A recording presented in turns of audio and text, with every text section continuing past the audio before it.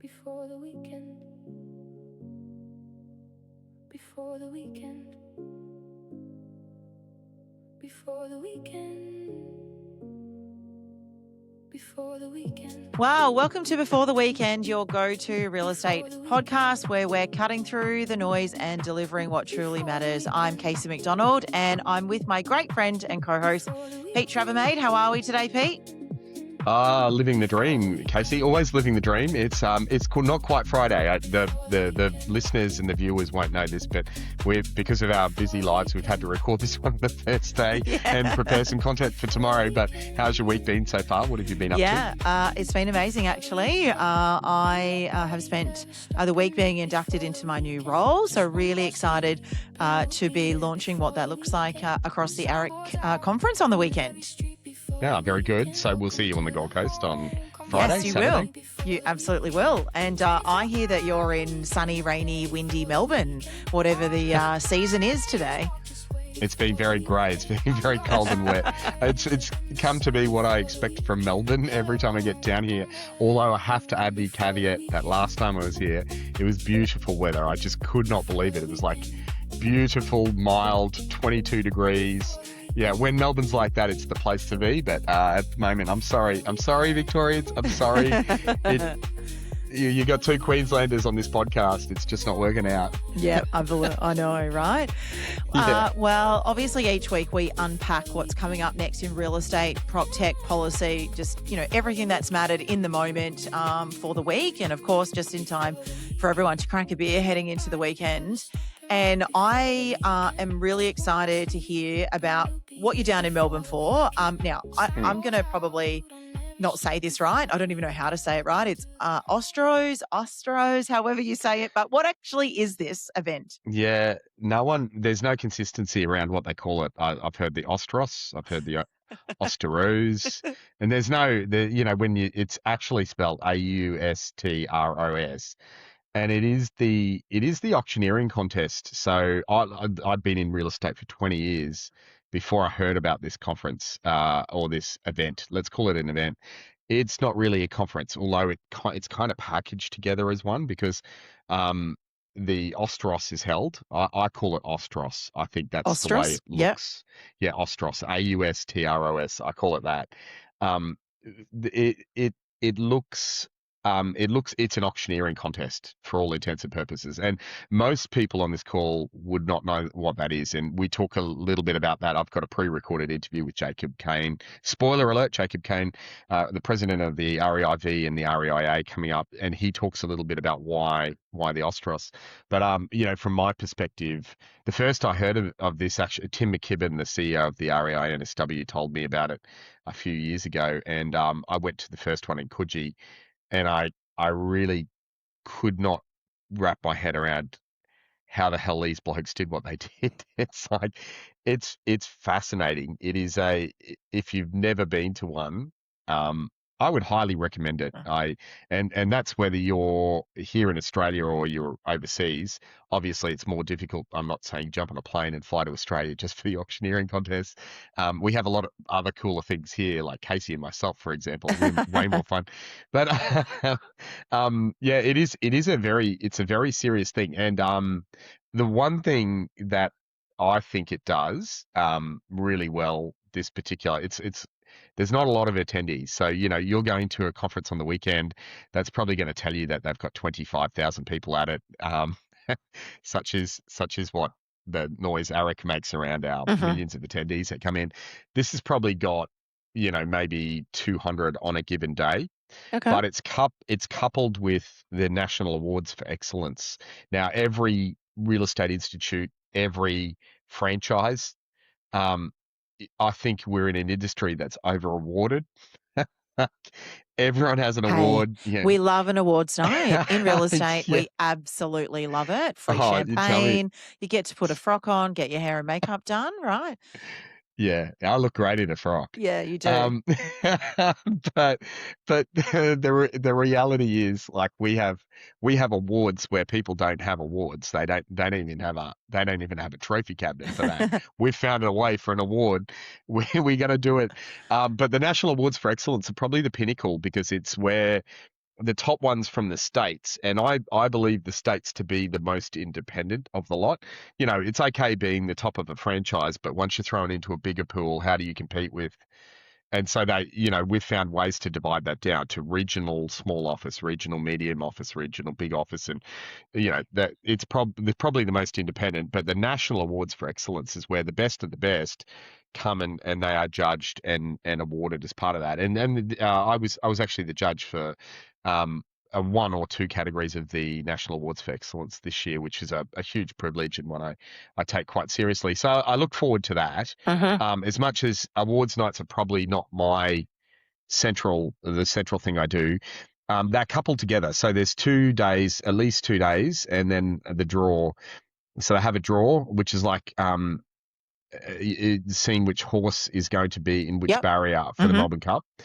And that's a big deal because that can decide your fate straight away there. I've been told by the serious auctioneers in the room that drawing the wrong barrier could mean that you don't win where you might have in the first place. Now, I watched the 2 Queensland blokes did incredibly well yesterday, but they didn't make it through to the finals. I've forgotten who did. New Zealand are very strong at this, as you would expect. So are New South Wales and Victoria very strong. But we have 5 or 6 finalists going through today, and the winner will be decided at the end of today, and therefore announced at the National Awards for Excellence Great. this evening. So it'll all be done and dusted. But the more important part, and I've banged on for quite a long enough about this, but the more important part is that this is put on by the REIA, the Real Estate Institute of Australia, and Jacob Cain, who I mentioned earlier, is the president of that. We're going to hear from him as to what the function of the REIA is. Also, something I don't believe is well understood nationally. And it's very important to get your head around both those things, the functions. But every year, the hosting of the Austros and NAIF is given to one of the member states. And recently, we saw they've had a fragmented industry from the perspective that Queensland hasn't been part of the REIA group, and they are like the feeling on the ground here is.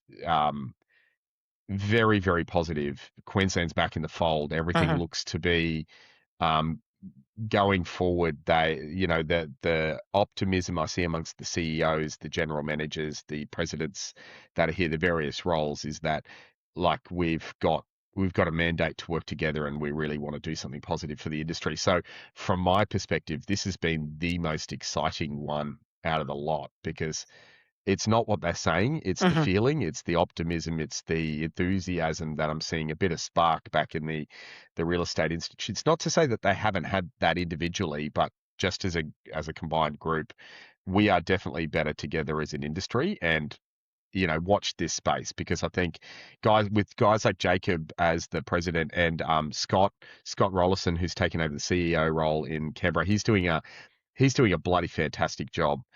People don't realize that he was he lobbies the government for and advocates for us. And whilst he might not always have the wins that we want him to, I don't think anyone in the real estate industry was really advocating for the end of negative gearing or the capital gains tax. And maybe there are people, so that might be an overstretch, but the feeling on the ground that I'm getting is that we weren't advocating for that. And we might not have the wins, but at least we've got a player in the room and our voice has been heard, and that's really important. So out of this particular conference, it has been great. Only one day in. I've got another day today after we finish recording here, and I'm going back to see the finalists do that thing. But yeah, it's been fantastic. Thanks for asking. No, thanks. And look, obviously, we're going to hear from Jacob, as you said. And I think some of the other things that you have been chatting to him about, and if we're at an auctioneer competition, right? So I'd probably like to dive into that a little, just around, I guess, auction and the market kind of measurement, or how in which the industry perceives auctions here in Australia. And, from some of the pieces that Jacob did share in your interview was that we use auctions as a broader kind of market health indicator in how he shared it. So we're looking at that around, what's the liquidity, what's the confidence, what's the sentiment, how are the Mm. buyers kind of psychologically looking, and it really kind of then helps us, are we where are we really in the market? Have we got market confidence? So, what do you think around that? Like, where do you think auction plays a part, or was that discussed with you and Jacob in your interview about auctions more broadly here in Australia? Yeah, well, I'll leave that I'll leave that side of it to the interview, but to speak sort of around that topic, I think you and I are the same. When I first, I don't think I met you, but first came across your name. You were a property manager at Railway Consultants in Kira, Mhm. right? Yeah. Somewhere there. And I was a property consultant for Railway. I was a salesperson for Railway Rockhampton. And auction in Rockhampton was a dirty word. Mhm. Like, Jacob kind of skirts around this. When something went to auction in Rockhampton, it meant that you're going to get a bargain. Like, it's Mhm. dirt cheap. Someone's died. There's, Right. Mm. the concept that we had is that something only ever goes to auction when it's, it can't be sold for the Mhm. money that it should be. So if we're going there, we're going to be putting money out. And I still think there tends to be geographical areas in Australia where that is definitely the prevailing thought. Now, Mhm. obviously, not in Sydney, not in Melbourne. I would say New South Wales and Victoria in general have a very healthy auction culture. I'd be lying if I said Brisbane and Queensland and the Gold Coast didn't as well, and Sunshine Coast. Mhm. It seems to be the more regional you get, the less likely that that view is prevailing. And I also know, obviously, South Australia has a fairly healthy one. Perth does as well. I'm going to suggest that they're metropolitan, and I also think that with New Zealand as well. So, um, look, but I was in real estate for the better part of 15 years operationally, and I never used it as a facility to sell a house. Now, I'm probably a lesser agent because of that. In full disclosure, I probably should have considered that. If I had my time again, there are some properties that I definitely would have taken to auction. But the harder part is if you're cracking into a market like, let's say, Rockhampton, where I was, my role would have been to educate the market, and I would have lost a lot of listings doing that. And I think there's a bit of a fear factor when you're in one of those markets actually moving forward into it. Why is it up to me to educate the market? And that's where I always ended up. So it explains why people haven't heard about this Ostros conference. And Mhm. I actually think it's more important for people in regional areas who don't understand the art of auctions to actually get along and have a look at this. It's not expensive to do so, but so that you might understand how this fits into your local market and Mhm. the particular type of buyer. And the other thing is you have access to these auctioneers. Admittedly, some of them are like cats on a hot tin roof because this is a contest, right? Yeah. I'm so sure there's so lots of different jokes. I think yeah. I heard in the interview, which I don't want to be the spoiler alert, but Spoiler. there's going to be something mentioned about a baked bean tin. So I'm kind of excited to hear how Jacob talks about this. Yeah, Actually, yeah. yeah, that's right. Yeah. So, and they're a particular bunch. I think the skill set that it takes to be an auctioneer is not it's not everyone's cup of tea. So, but it's well worth having a look. Mhm. But I won't bang on that for ages. I think let's listen to the interview and sort of go from there. Yeah, Do we fantastic. need? Are there any other topics that we need to cover off before we jump to that? Yeah, look, probably, you also interviewed, Anna, who is the Yeah. NAR ambassador. So just maybe if you'd like to kind of give an intro of who she is, and some of the things you did speak about. And yeah, then I'd love Mm, to get our listeners, diving into those yeah. episodes. Yeah. Yeah, and full disclosure, I work for indirectly for a company. Oh, I work directly for a company called Second Century Ventures, which indirectly is in partnership with the National Association of Realtors of the US. So effectively, they are a large body of realtors. We'll find this out later on the program. Mhm. they have put together a venture capital fund which they invest in property technology, and I'm the facilitator with my team of my wife and Tom Ellis, who's down here in Melbourne. We facilitate the management of that investment and run an accelerated program to bolster that. There's not an advert for me, but I have not just through that, but through my former role at Box Brownie, developed quite a strong relationship with the National Association of Realtors. I've presented to them multiple times. I've consulted to them on things like ethical marketing, photography, and copyright. And um, there is, I think, a important role for real estate agents and probably for our pit bodies, but even, if you're an operator, to be having a look at how people transact real estate in other lands.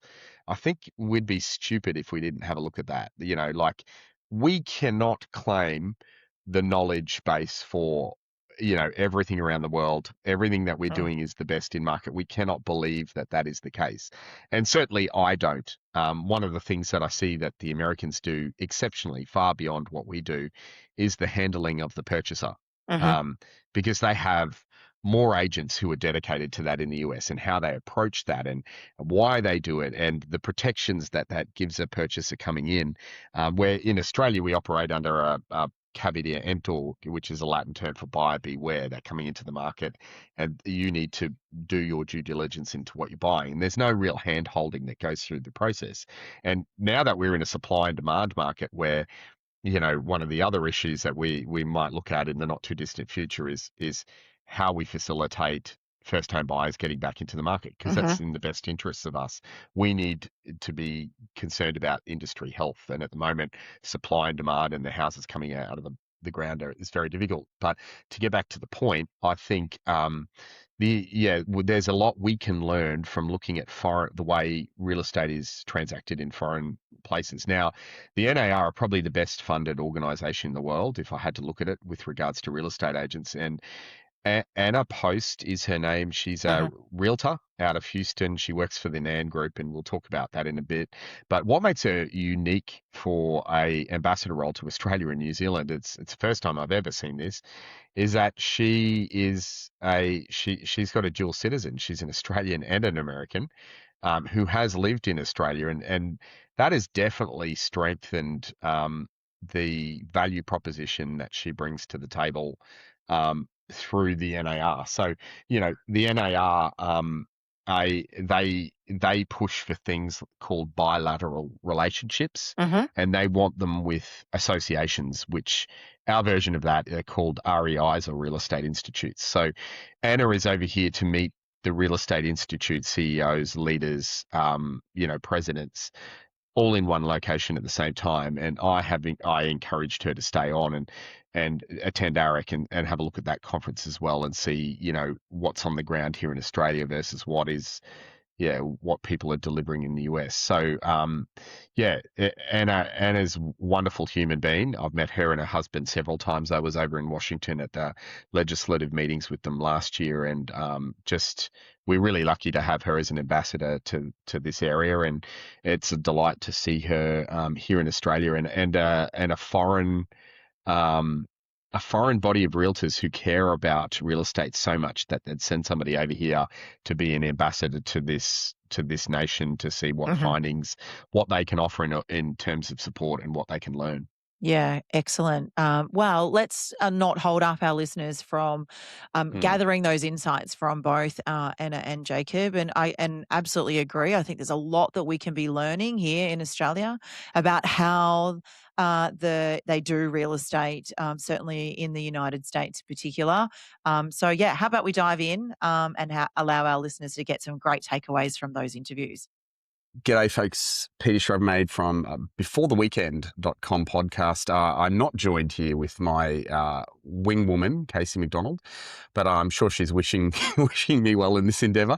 She's out there getting inducted into a new job, which we're going to hear about in just a moment. But I am joined by both the president of the Real Estate Institute of Victoria and the Real Estate Institute of Australia, Jacob Cain. Jacob, thank you for being on the Before the Weekend podcast. My absolute pleasure. Thanks for having me, Pete. No, that's okay. So Well, thank you for having me, because we're at the, if you can tell by this we're at the Strategically placed cushion. Yeah, the strategically placed cushion. If you're listening, we're sitting on a bench and we're at the Real Estate Institute of Victoria headquarters, which are very beautiful headquarters here in Abbotsford. Is that where we are? That's exactly where we are. In Victoria.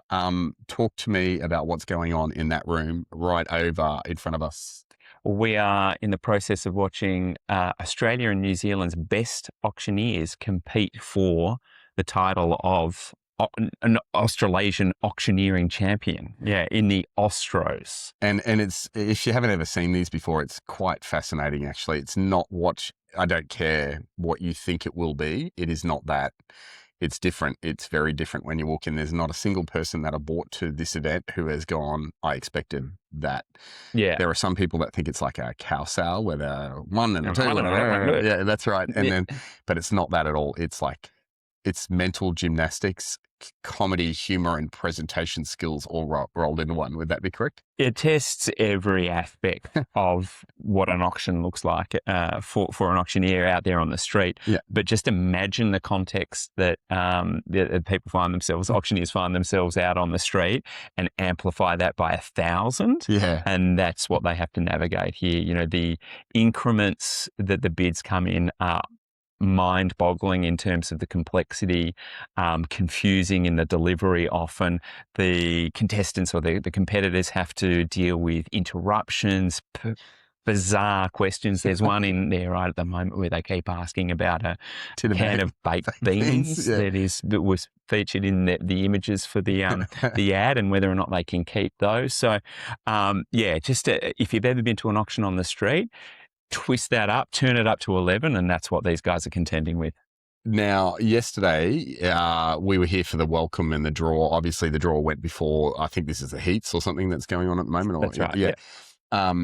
You spoke a lot about the reason why, is it called Austros? Austros exists, and why we're bringing people together. Can you talk a little bit about that? Yeah, look, I think auctioneering is, even though it has varying usage or utilisation and popularity around the country through different states and territories, it is one of those core representative activities of the sector, right? It's a focal point for the general public a lot when they think of a real estate agent, when they think of the real estate profession, they think of an auctioneer. And enhancing that craft, ensuring that representation is at its absolute peak in terms of performance, in terms of ability to elicit fantastic results for the sellers of properties, and to be able to communicate to the public, you know, the value of what real estate professionals do bring to the transaction is vitally important. And I think these competitions give those auctioneers that are out there every single weekend, plying their craft, an opportunity to hone that craft, but also to get some recognition and feedback about how they do it in the context of, as we've already said, like a really challenging context. Yeah, and I notice even like we had the budget drop, and I'm going to ask you a question about that in a minute, but I notice even on the back of that, the first thing that the nation looks at for the impact on housing is auction clearance rates. And 100%. So, even when I had a discussion with Anna Post from the National Association of Realtors, and they don't have any auctions over there, they actually have no way of understanding what the property market is doing at a given time because they are missing auction. That's right. It's a health check. You bang on. That's a really good point that you make, that effectively across the country, people look to that number to determine whether we're on track, off track, are things going up, things going down, things level. And it is a fantastic measure of that. You know, it has proven its accuracy as a health check over decades. Now, I feel like anyone who takes on a one president role has something slightly not right about them. You've taken on two.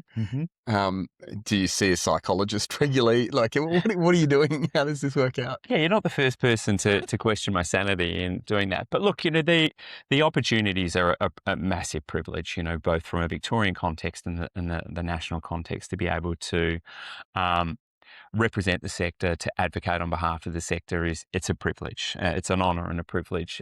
It's not without its complexities, and it's not without its frustrations too. And we find ourselves, about a week out from a budget which will have significant ramifications for the property sector and people across Australia as well. And the Real Estate Institute of Australia did a lot of work over the past year to, move the government from where they were thinking about changes to taxation policy as it related to the property sector and where they landed. And we didn't get everything that we wanted. I mean, obviously, our preference would have been for the government to leave things as they were and tackle the supply issue, which remains the biggest problem factor in determining or delivering housing affordability for the country. And that's a point that we reiterated over and over again. But you have to keep fighting. You have to keep going into those meetings and pushing for the best outcomes for the sector, because ultimately good outcomes for the sector translate into good outcomes for Australians, Yeah, and I spoke to Scott, the CEO of the REIA, about half an hour ago, and he was saying that he was in that budget lockdown and really finding out things other than the leakage that happened beforehand. Yeah. He was really finding out on the fly as to what we were dealing with moving forward. So, we're very appreciative of the role of the REIA in that. Just on the REIA, for the average person out there, how do you operate? Like, what's your member base look like? Yeah, great question. So, effectively, the REIA has 8 members, and they are the state and territory REIs. Plus New Zealand, or are they separate? New Zealand's a completely separate entity, but we have a really strong partnership. So we haven't claimed them yet. Look, it's in the pipeline. You never know. There are a lot of parochial. I'm not doing. There are too many New Zealanders here. There are a lot of parochial New Zealanders. Yeah, I'll get crucified if I go any further. But so even though our membership is effectively only 8 institutions across the country, and as of July 1, it's the entire country, with Queensland coming back into the fray. Really, who we represent are the hundreds of thousands of real estate professionals across the country. By proxy, we represent the real estate institutes, and they represent their sectors, whether you're a member or not a member. Because ultimately, even if you're not a member of an REI in your particular state or territory, you still derive the benefit of all of the work that they do. Become a member. It's worth it. What they do in each state and territory is so important to you in terms of the businesses you run, the roles that you perform out there, but also to your clients and the general public as well. There's often a misinterpretation, a misunderstanding about the intent of the advocacy work that the REIs do. It is ultimately to build a healthier, more sustainable, equitable housing market and commercial real estate landscape in this country, because when that system's healthy, everyone derives a benefit from it. Yeah, and further to that, like the representation that goes on from REIs, I guess you're supporting that framework from a national perspective. Absolutely. So the line of demarcation is, if you're in Queensland and REIQ is in with the state government there batting for you, trying to get the best possible outcomes in terms of the regulatory environment, the taxation environment that you guys operate within there exclusively in Queensland. REIA kicks in at the federal level. So, the negative gearing, capital gains tax, etc., those issues that are federal policies, federal taxation settings, that's where we take over and advocate. Always supported by the state and territory REIs, whether that's by research, whether that's by contacts, etc. Not that ours, we're at a federal perspective, we're really strong in that area, but we work hand in glove, I suppose, with each of the state and territories. But at a federal level, we take the lead. I'll move on to another topic now. I mean, I could talk about this all day, the national housing shortage. We could go down a tangent. Yeah, that's a few episodes. Yeah, that's exactly right. There's one other thing I want to cover that is relatively new news to most. Google 2 days ago switched back on their search engine for properties in the US. So they're now popping up all over online. And this morning, out of the US, or overnight our time, a major franchise, EXP, has done a deal with Google where they're going to directly syndicate. And I think what we'll see is companies like Compass, Remax, Anywhere, which is the Century 21 conglomerate, and whatever else, I think they will follow in order to get that advantage. What do you think of this play? What do you see in the pipeline? I was in the States last year and at Google, and they said this. They said they were coming back into real estate listings. It's a response to changing behaviours around search, and I feel like it was inevitable. And I like it. Commendations and kudos to those organisations that have gotten on the front foot and aligned themselves in a way which they believe will be beneficial to their businesses and the people working with those businesses and their clients ultimately. It's inflection point is probably the wrong term. It's a decision point right now, I think, for the sector in how they respond to this. Google, we all know, is phenomenal in terms of scope, size, and what it can deliver. Can we as a sector compete? Should we compete, or should we lean in and find those opportunities to cooperate? Ultimately, and I think this speaks to a bigger question about the sector and the direction what we're going to go, where we're going, and what the future of being a real estate professional and running a real estate business looks like. We're going to have to confront these types of decisions and work out, what our role is within this evolving ecosystem of property. So I've said it to the guys at realestate.com and Domain as well in the past, like, this is a threat to your business model. Yeah, right. Well, effectively another portal. That's it. Or another medium, at least, where people can go and find property detail. That's right. At the moment when we've got portals and like I know realestate.com.au is a major sponsor of this event. In their own right, they are the incumbent number one. But you've got to sit here and wonder what happens when somebody can search thoughtfully about properties on another portal. So that's right. And look, I know for a fact that the big players in our marketplace, realestate.com.au, are working on what they are confident will be the solutions that will give the experience to their users, whether that's people searching for properties or their direct customers that are real estate professionals and businesses across the country, to try and ensure that they remain competitive, ensure that they still offer the best possible service out there. But it's a genuine threat to their business model, and by default, it also, as I said before, kind of calls into question how we operate in that landscape too. Because if people can search through Google, and if Google can create a digital twin of every single property out there, and they know more about you than you do, often in terms of their predictive modeling around. They've got street maps, they've got they've got data on our houses that we're probably not even aware of. Yeah. And things that, every search is recorded. They know what you're looking for before you've even typed it in. You type a couple of letters. Apply that logic to where you're at a given moment. If you're contemplating selling, and you haven't even consciously made that decision, but then they start feeding you information that is going to pull you further down that road, or on the other side of the equation, you're thinking about buying, or you're looking at job ads, and all of a sudden you're contemplating relocating to be closer to that job or interstate for that job, and they will entice you down that line, and they could act as the connective tissue, right? What happens in a world where Google becomes the agent, who connects the buyer and the seller, the renter and the investor. So should we pack up and go home now? Or? Not at all. Not at all. Look, I think what I talk about this pretty routinely with people across the sector, across the country, and the recurring theme is that people need people in these transactions. There's still a place for a relationship there, right? 100%.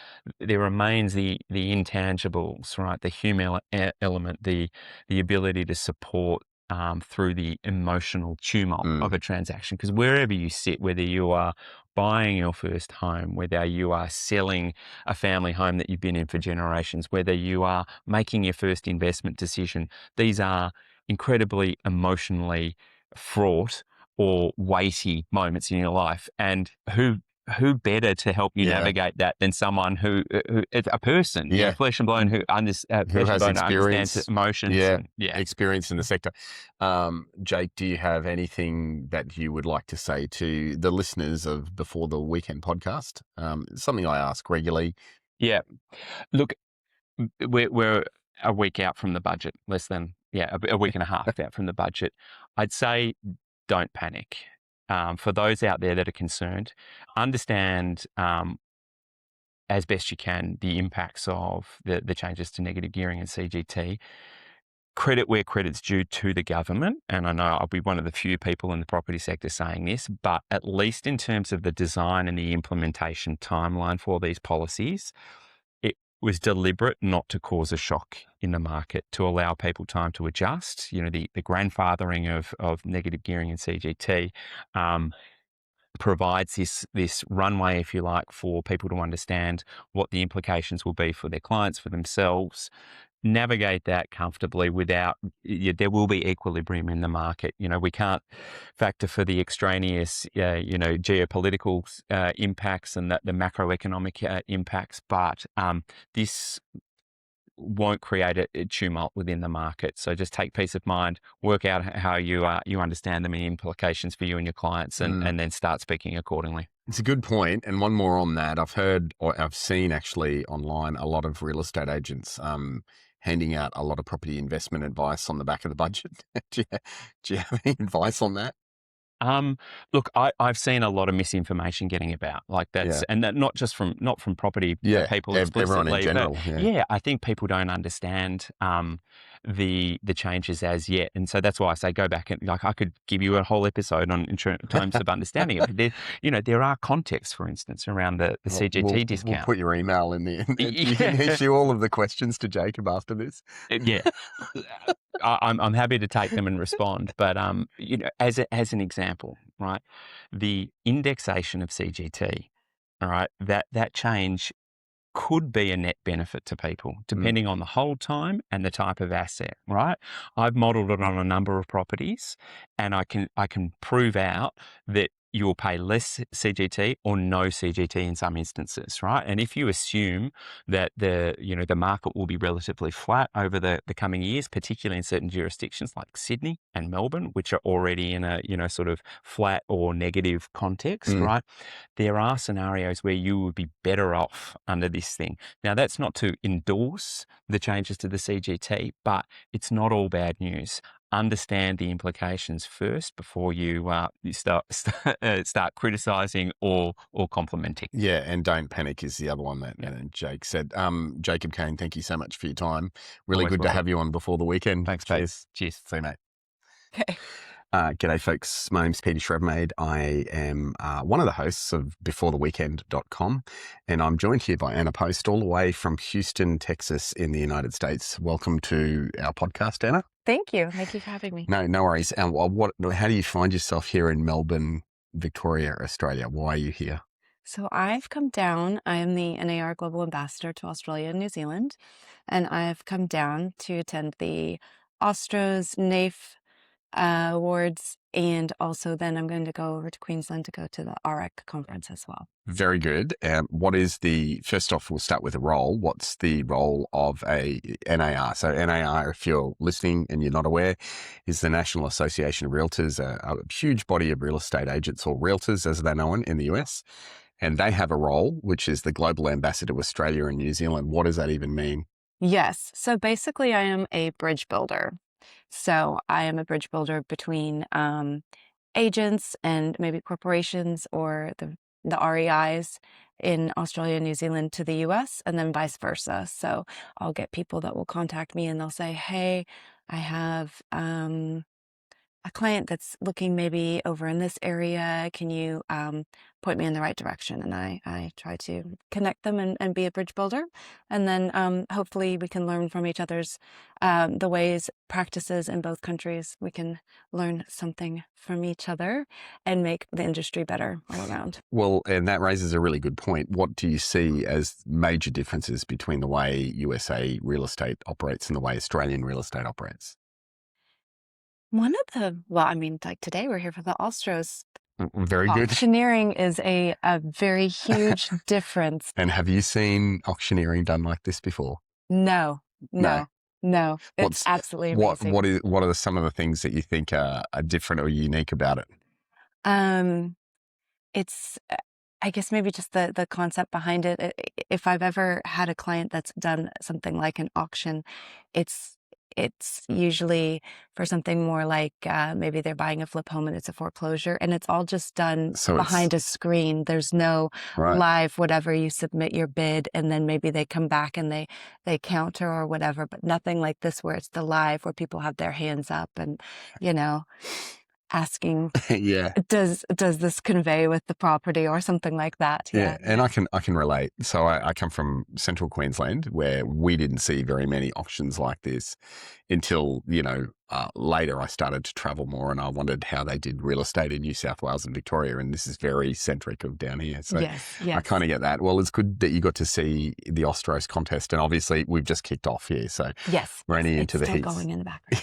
Which is why we're trying to keep our voices down. Yes. But you're not just an ambassador; you actually are a realtor in the US. So I'm an active agent as well. And who are you with? What do you do? What do you transact? What like as in your residential? Mm-hmm.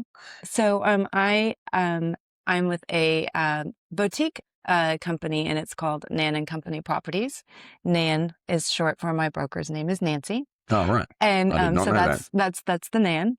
And we are a boutique brokerage in that we're not like one of the bigger firms like Century 21 or Keller Williams or that kind of thing, but we are associated with things like leading RE. We're also associated with Forbes Global. We do a lot of global properties. We do so global. I am also a team lead. I have a team with my husband. We're called the Post Team. He does commercial. I mostly do residential. I do a little bit of commercial as well. And so together we kind of cover all of the bases. So we do a lot of relocation, being based in Houston, have a lot of companies coming in and out. And then with that, oftentimes it's leases. So actually like helping them lease a property or even listing someone's home as a listing agent to lease. And then I am a buyer's agent and a selling agent as well. So let's drill down into that buyer's agent process, because buyer's agencies in Australia traditionally haven't really been the done thing. And we're seeing more and more of them. You probably haven't had as much of a look, but explain to me how you work, like some of the processes that you go through to work with a buyer in the US and lead them down the path to a purchase. Right. So usually what we do is if you're contacted by, maybe it's a referral from a friend or something like that. When you start the process off, sometimes you go through an interview process. Sometimes people are looking to ask a few agents to see who they kind of click with. And if you're the right agent for them, usually the next step will be you have them sign a buyer, or it's called a buyer tenant representation agreement. Of course, I'm based in Texas, so our this is based on how it's done in Texas. And that's basically an appointment that you can act on their behalf. Is that correct? Mm-hmm. And it's a contract all parties sign. So I myself would sign it, and then the buyer or the tenant, prospective tenant will buy it, will sign it. It's the same form, and usually it's got has my brokerage. It's a relationship between the brokerage and the client. So my broker's information is on there, and usually there's a frame of a date, a start date, and an end date. Anywhere depending on the contract, depending on what they're looking for, 6 months to a year is pretty common. And then you just in there you outlay things like you discuss compensation, so you're very upfront about and negotiate and discuss how that happens,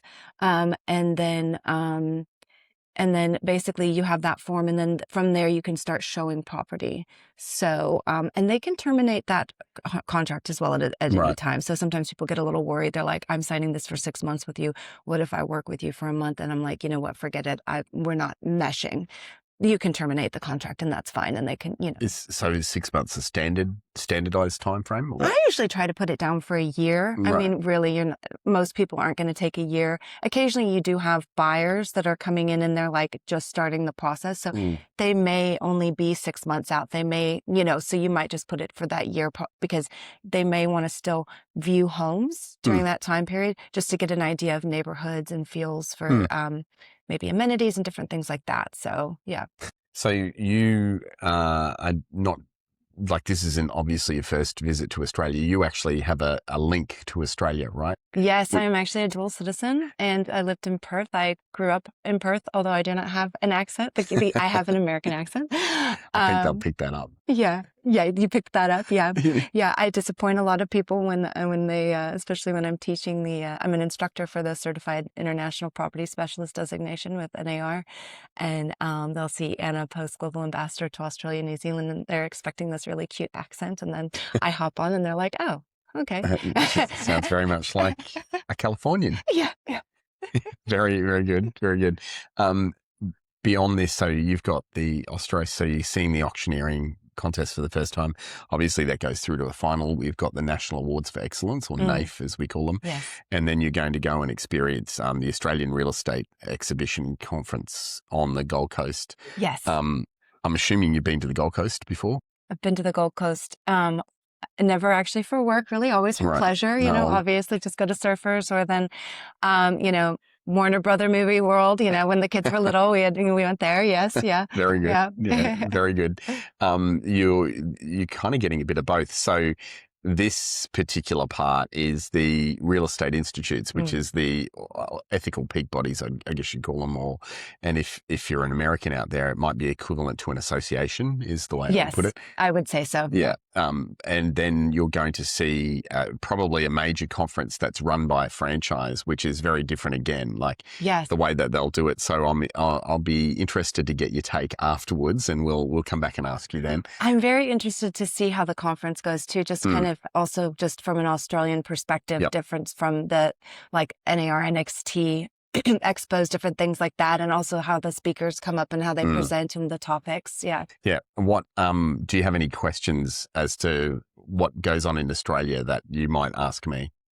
Oh, that's a Just good put you on the spot.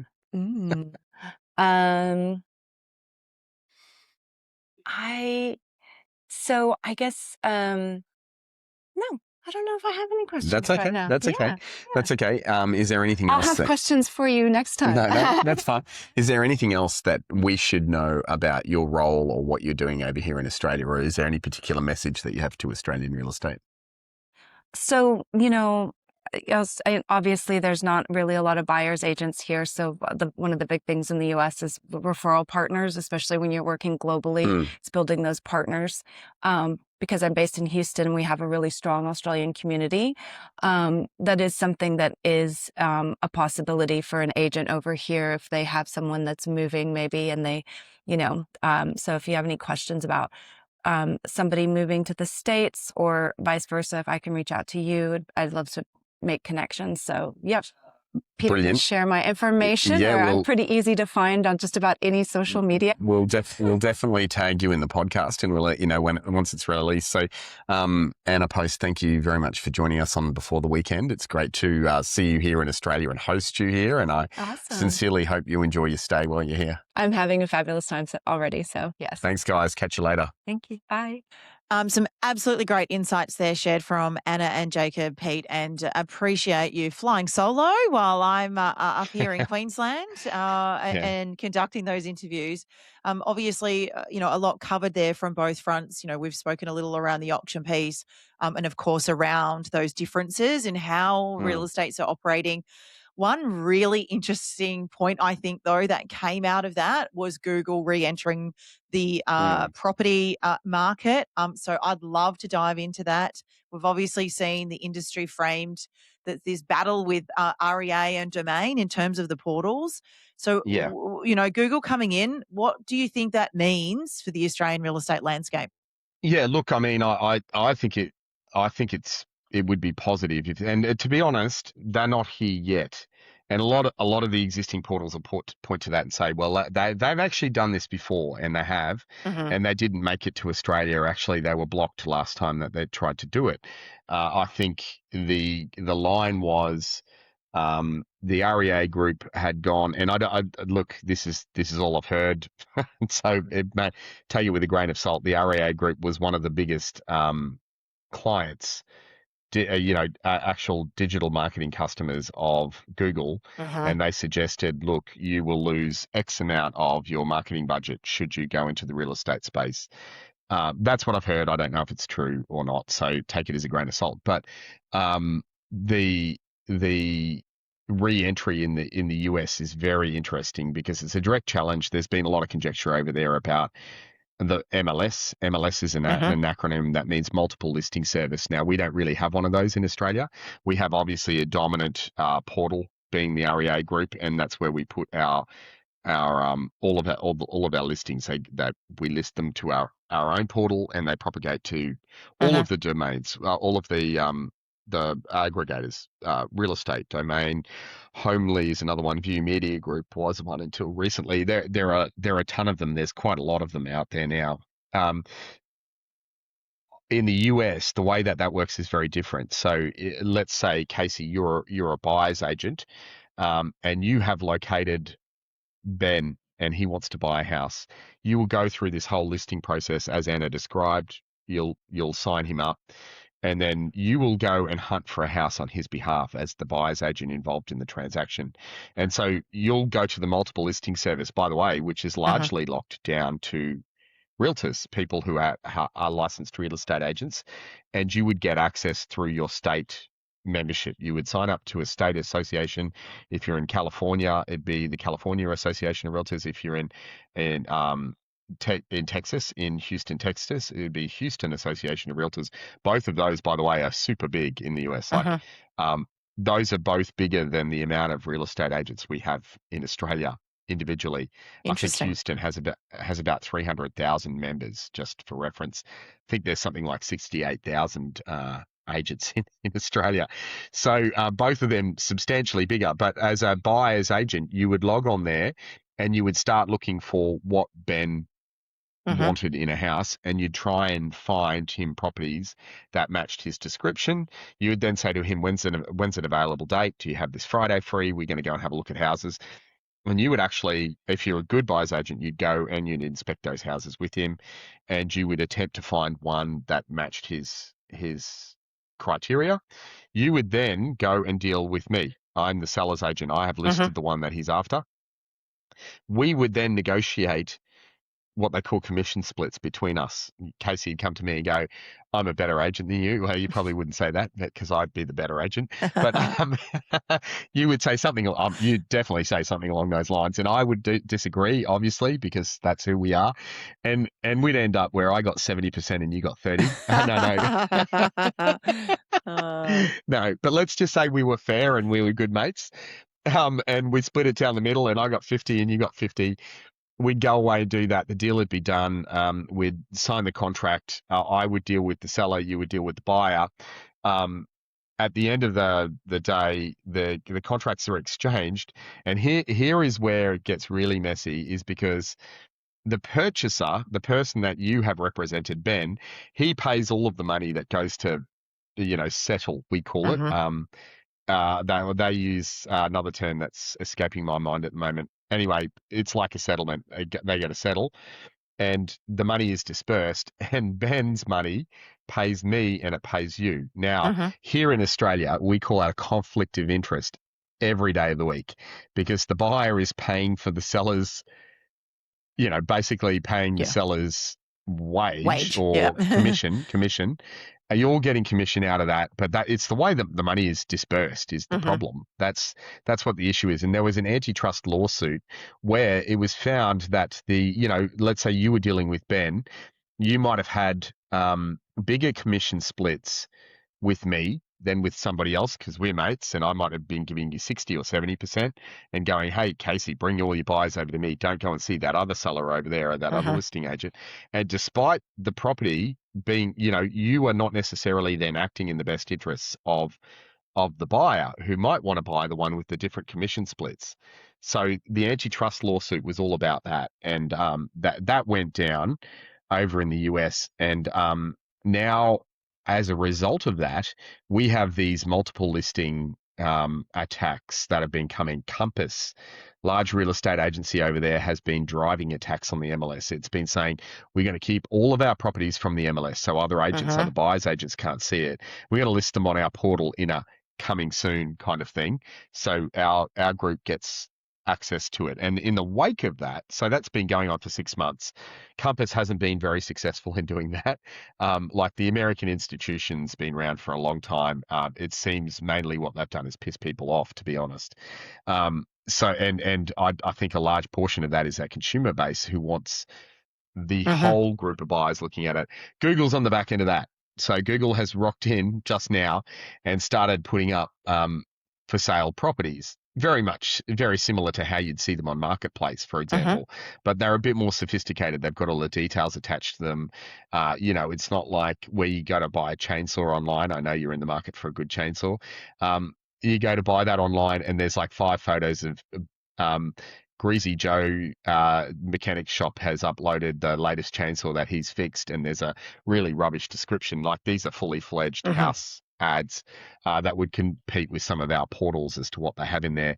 They've started popping up online, and it's sent the American market nuts. And then on the back of that, not last night, but the night before here in Australia, which is Wednesday night our time, or Wednesday morning our time, I woke up to see that EXP, a very, very large player over in the US and has a presence here in Australia, has done a deal that all our listings also go to Google in the States as well. Now, what I'm tipping, and I said this to Jacob, you've just heard it, is that we're going to see more franchises come out and say we're listing on Google Direct and we're going to bypass this MLS. So for them, it's interesting times. Like, it could be that the American market is going to look more like the Australian market, where the buyers find the properties and go direct to the listing agents. It's a very uncertain time for the buyers agents. But one thing I will tell you is that the NAR has been around for a long time, and it will be very hard to knock them off, even if you're a company like Google, with all of the power of Google. More what it does, so the impact on Australia, should it come here, well, effectively we have another portal then. And then it becomes a race to who gets the information first.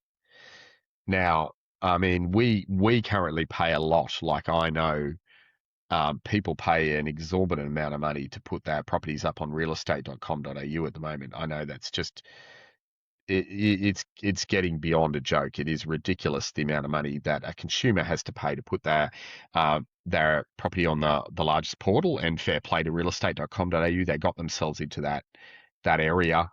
They deserve the market ascendancy there. But, if a player like Google actually comes to the Australian market and genuinely tries to take that off, what that does by default, and, the REA group, Domain will know this, is that it lowers their profit margins. It doesn't matter what they say about it.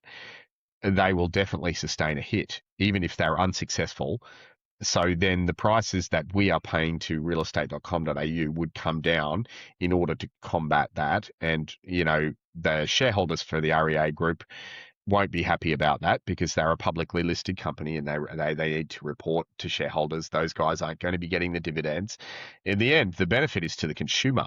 So, the consumer pays less to put that portal, to put that listing up on the market in order to attract a sale. So from my perspective, the more competition that we have over here, the better it is. I even thought CoStar purchasing Domain was a great thing, because, that would have, if they injected more money into it, and it seems that got stalled, but had they injected more money into that, even the fact that they erode a little bit of the dollar value, the cost of the listing, of putting the listing up online, that's a benefit. But I am firmly of the belief that competition is super healthy in any market. When you have a player that's too dominant, somebody loses. And, we're in a market with vendor paid advertising. At the moment, the seller is paying extortionate fees to put that price up, that property's up online. That's just the reality of it, whichever way you butter it. But a couple of things, that we haven't spoken about out of that, like, I'm not sure whether you're aware, but Domain launched a massive refresh of their their thing this year. Have you heard anything about that?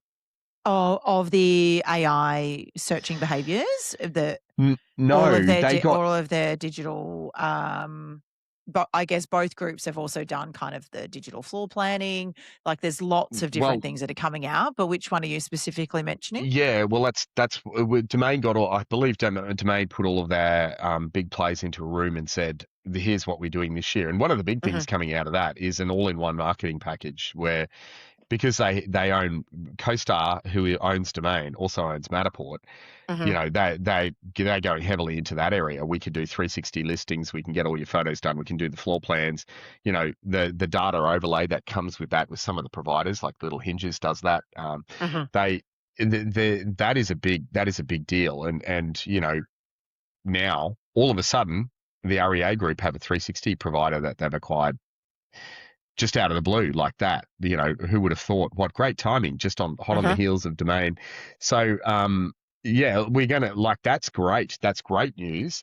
One thing that I have to say to the listeners out there is if you're a real estate agent or a property manager, who owns the imagery? Who owns the data behind the imagery?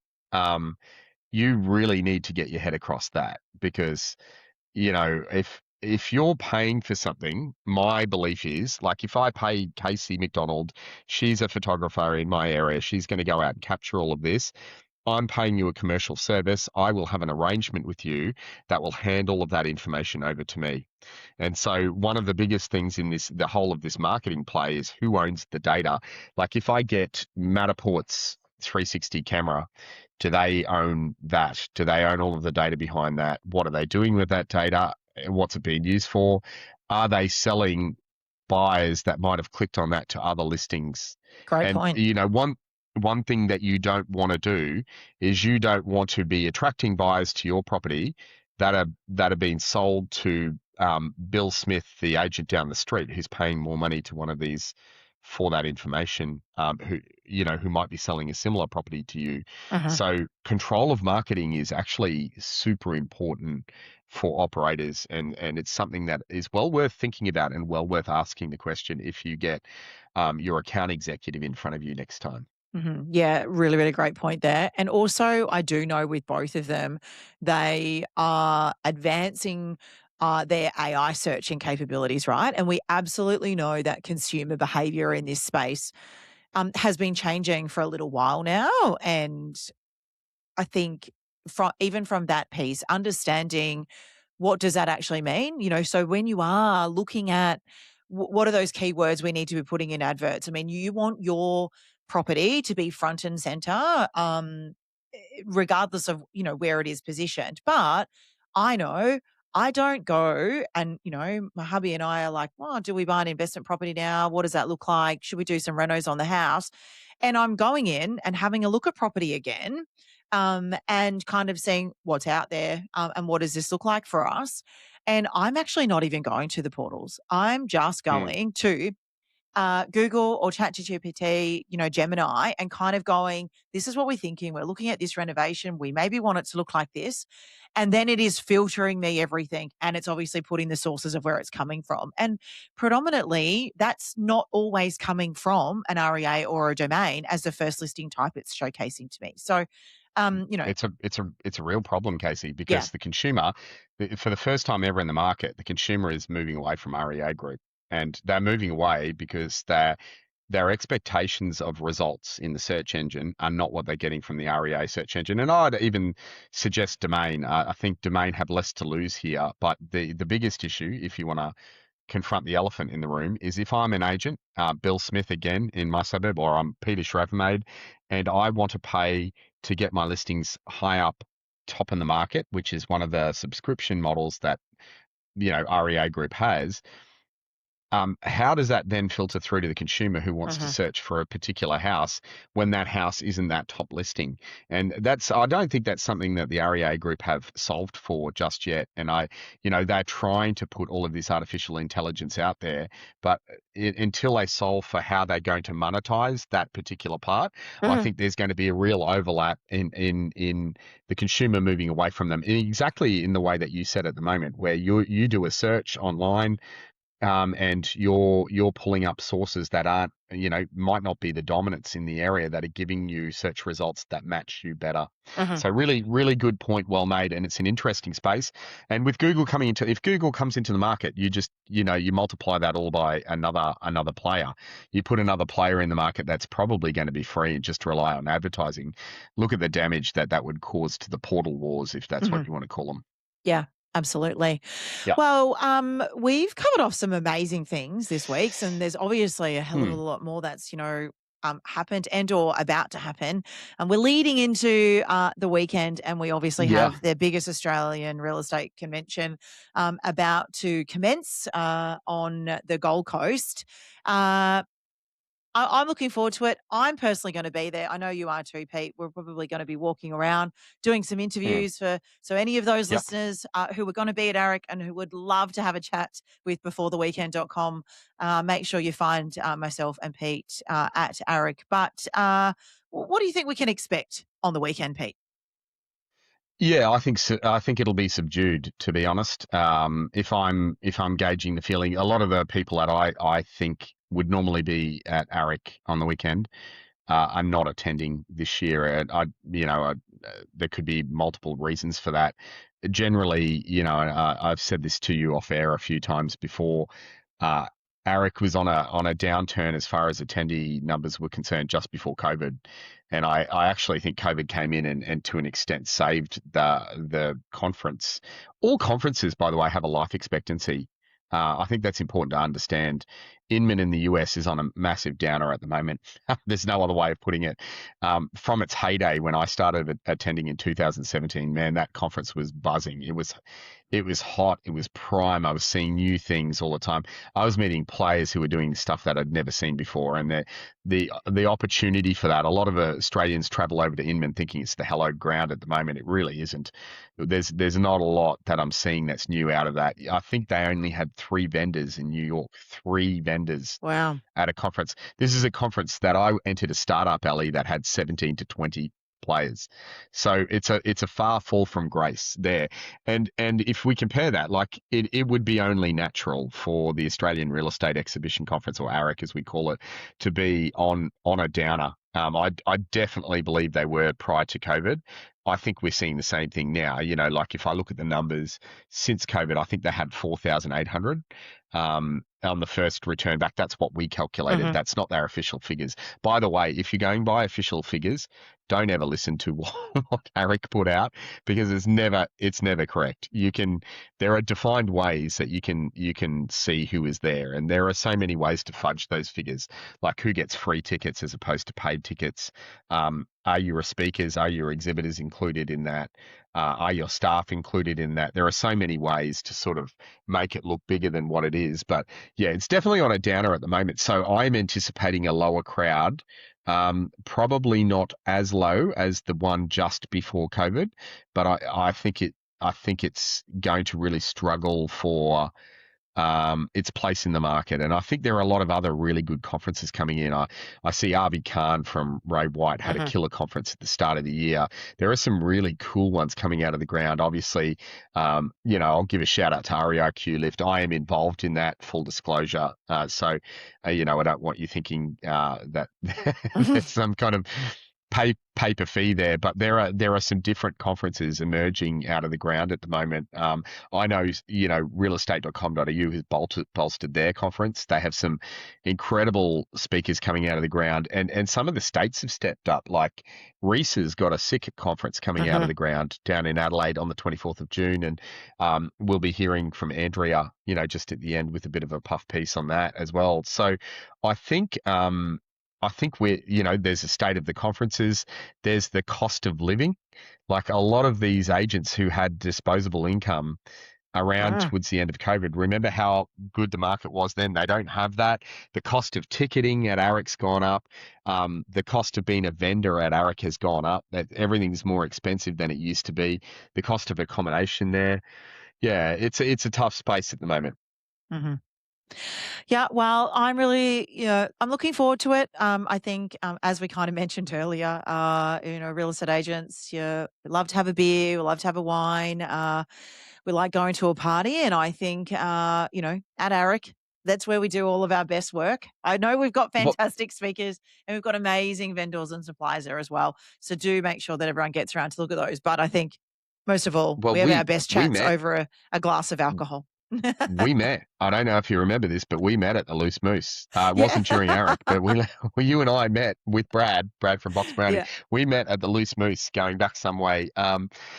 So yeah, I think it's more, AREC for me is more about catching up with the people I haven't seen in the industry. I just don't think there's going to be that many of them there this year. That's my hot tip. But hey, guess what? We can talk about it next week, and I can tell you whether I was wrong or right or wrong. Hot topics for next week. Yeah, and also if you are going to be there, you can either hit us up on our social media, Peter Schravemade or Kasey McDonald Tataki, if you're looking for her. She's got another name at the back of it, courtesy of her husband. And we'll be in the area. So if you want to catch up with us, definitely hit us up.